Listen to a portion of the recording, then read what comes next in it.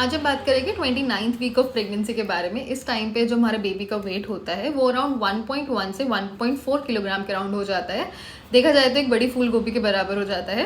Baby इस time पे कई बार देखा जाता है अल्ट्रासोनोग्राफी में कि हंस भी रहा होता है, अक्सर सोते सोते वो हंसता है।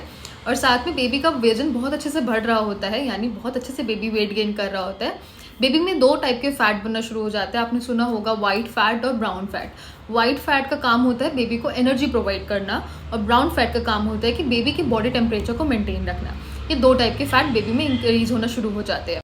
बेबी की मूवमेंट्स भी काफ़ी स्ट्रांग होना शुरू हो जाती है, यानी बेबी काफ़ी अच्छे से मूव करता है, काफ़ी किक्स वगैरह करता है। तो इसलिए अपने बेबी की मूवमेंट्स को काउंट करना भी ईजी हो जाता है। अब कुछ लेडीज़ में प्रेगनेंसी के टाइम पे आपको वेरिकोज वेन की कंडीशन भी नज़र आती है। वेरिकोज वेन में क्या होता है कि हमारे पैरों पे नीली नीली नसें मोटी मोटी आपको दिखाई देती है।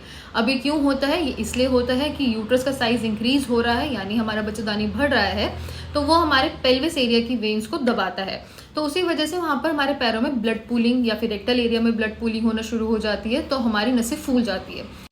तो अगर ऐसी कंडीशंस आती है तो आपको टाइट स्टॉकिंग्स पहननी चाहिए, ज़्यादा देर खड़े होकर काम नहीं करना चाहिए, बीच बीच में रेस्ट लेना चाहिए, वॉकिंग करनी चाहिए, लेग्स की एक्सरसाइजेस करनी चाहिए, जिससे कि कंडीशन रिलीव हो जाए। और अक्सर 3rd ट्राइमेस्टर में लोग बोलते हैं कि आपको घी खाना चाहिए, घी खाने से ईजी नॉर्मल डिलीवरी होती है। तो ऐसा नहीं है, ऐसा कोई भी रिसर्च शो नहीं करती है कि घी खाने से आपकी नॉर्मल डिलीवरी आसानी से हो जाती है। बट हाँ, घी खाने के अच्छे फ़ायदे होते हैं, आपको काफ़ी वाइटामिन, काफ़ी मिनरल्स मिलते हैं। तो डेली आप 2 या 3 चम्मच आप घी खा सकते हैं। इससे ज़्यादा खाओगे तो आपको वेट इश्यूज़ आ सकते हैं, पोस्टपार्टम में वेट लूज़ करने में प्रॉब्लम आती है, या फिर आपको ड्यूरिंग प्रेगनेंसी ज़्यादा वेट इंक्रीज होने की वजह से डायबिटीज़ और बीपी होने का खतरा भी रहता है, कोलेस्ट्रॉल भी इंक्रीज होने का खतरा रहता है। अब जैसे जैसे बेबी बढ़ रहा है तो बेबी भी स्ट्रांग भी हो रहा है, तो बेबी की मूवमेंट भी आपको अच्छे से फील होती है, काफ़ी स्ट्रांगली फील होती है।